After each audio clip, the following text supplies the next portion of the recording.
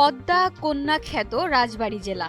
নদী ভাঙন, চিকিৎসা ব্যবস্থার ঘাটতি, খারাপ রাস্তাঘাট আর কৃষিপণ্যের ন্যায্য মূল্য না পাওয়া সহ নানা সমস্যায় জর্জরিত এই জেলার মানুষ এবার এমন প্রার্থীকে ভোট দিতে চান যিনি সত্যিই উন্নয়ন করবেন। রাজবাড়ী জেলায় উন্নয়নে যারা কাজ করবে তাদের আমরা ভোট দেবো। আমাদের মেন এই পাটুরিয়া দৌলত দিয়ে পদ্মা সেতু আমাদের খুবই প্রয়োজন এবং আমাদের দুঃখ দেখবেন তাকেই আমরা বাইছে ভোট দেবো। এই 17 বছরের ভিতরে করে নাই রাস্তা। আপনি একটা মোটরসাইকেল নিয়ে যাবেন, একটা যেগুলো নিয়ে যাবেন, আমরা ওই লোক মরবে, ওই ঠাটা পয়সা ওই জায়গায় মরবে। আমরা চাচ্ছি ভালো পাচ্ছি যারা এই দেশকে চালাইতে পারবে, পরিচালনা করতে পারবে ভালো মতন। আমরা গরিব মানুষ, আমরা যাতে ভালো মতো চলতে পারি। রাজবাড়ী জেলার দুটি নির্বাচনী আসনে ভোটের হাওয়া এখন বেশ জমে উঠেছে। রাজবাড়ী গোয়ালন্দ নিয়ে গঠিত রাজবাড়ী 1 আসনে মূল প্রতিদ্বন্দ্বিতা বিএনপি ও জামায়াতে ইসলামী প্রার্থীদের মধ্যে। তবে জনপ্রিয়তায় বেশ এগিয়ে বিএনপি মনোনীত প্রার্থী। দেশের উন্নয়নের জন্য চিন্তা ভাবনা করবে সেই ধরনের প্রার্থী আমরা চাই। এবং আমরা কৃষিকাজ করি, সার ওষুধ এগুলোর দাম যাতে একটা মানুষের একটা সহনশীলতার ভিতর, ক্রয় ক্ষমতার ভিতরে থাকে। আমরা অশান্তির লোক যে হবে তাকে ভোট দেবো না, পরিষ্কার কথা।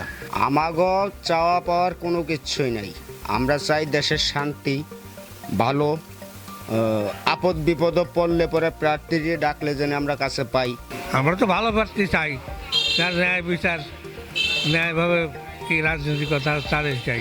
বিএনপি মনোনীত প্রার্থী প্রতিদিন জনগণের দ্বারে দ্বারে গিয়ে দলের চেয়ারম্যান তারেক রহমানের উন্নয়নের বার্তা পৌঁছে দিচ্ছেন। প্রতিশ্রুতি দিচ্ছেন নদী শাসন, পদ্মা ব্যারেজ ও দ্বিতীয় পদ্মা সেতু নির্মাণের। আমাদের পদ্মা ব্যারেজ করতে হবে, আমাদের পদ্মা সেতু করতে হবে, আমাদের বিশ্ববিদ্যালয় করতে হবে, আমাদের মেডিকেল কলেজ করতে হবে, আমাদের হাসপাতাল ঠিক করতে হবে যাতে মানুষ চিকিৎসা পায়, আমাদের ছেলেরা যাতে কাজ পায় তার জন্য শিল্প, কল কারখানা, ব্যবসা বাণিজ্য সারা পৃথিবী থেকে টেনে রাজবাড়িতে আনতে হবে। একটি ভোট আমরা চেয়েছি ধানের শীষের। আগামী দিনে আমাদের রাষ্ট্রনায়ক তারেক রহমানের নেতৃত্বে বাংলাদেশ প্রতিষ্ঠিত হলে আপনি ফ্যামিলি কার্ড পাবেন। আপনি ফ্যামিলি কার্ড পেলে আপনি আপনার পরিবার পরিজন নিয়ে বেঁচে থাকতে পারবেন। ভোটের মাঠে সরব জামায়াতের প্রার্থীও।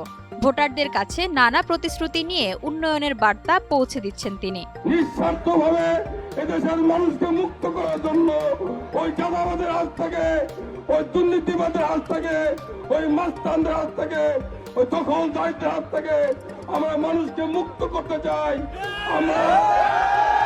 এদিকে রাজবাড়ী 2 আসনে প্রচারণায় পিছিয়ে নেই অন্য দলের প্রার্থীরাও। উন্নয়নের প্রতিশ্রুতি দিয়ে ভোটারদের কাছে টানতে ব্যস্ত প্রার্থীরা। আমার মনে হয় আমাদের যারা এমপি ক্যান্ডিডেট তারা হয় এমপির কাজ কি সেটা জানেন না, অথবা জেনে তারা মিথ্যা প্রতিশ্রুতি দেন। আমি জনগণের কাছে কোনো মিথ্যা প্রতিশ্রুতি দিতে চাই না, এক। আর দ্বিতীয়ত হচ্ছে আমি কোনো লোক দেখানো রাজনীতি করতে চাই না। তাতে যদি আমি 1 ভোটও না পাই তাতে আমার কোনো দুঃখ নাই। ধানের শীষ যারা লালন করছে, 17 বছর এই ধানের শীষের জন্য যারা জুলুম নির্যাতনের শিকার হয়েছে, যত বড় নেতাই আপনি এটার বিপক্ষে দিতে বলেন, ভোট ইনশাল্লাহ ধানের শীষের পক্ষে।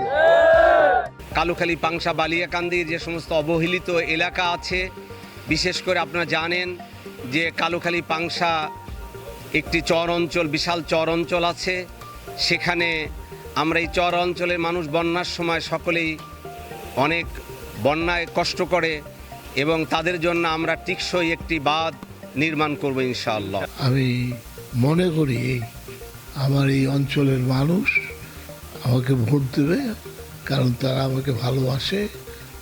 অতীতেও ভোট দিয়ে আমাকে নির্বাচিত করেছে, এবারও তারা তাদের মূল্যবান ভোট দিয়ে আমাকে নির্বাচিত করবে। এখানে 90% কৃষক, অথচ কোনো হিমাগার নেই।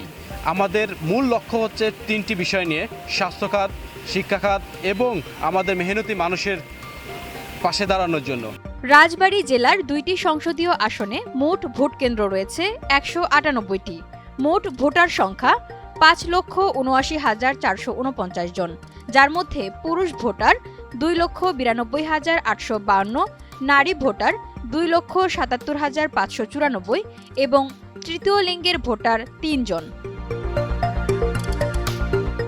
ফেব্রুয়ারির 12 তারিখে যোগ্য প্রার্থীকে বাছাই করার অপেক্ষায় রাজবাড়ীর মানুষ।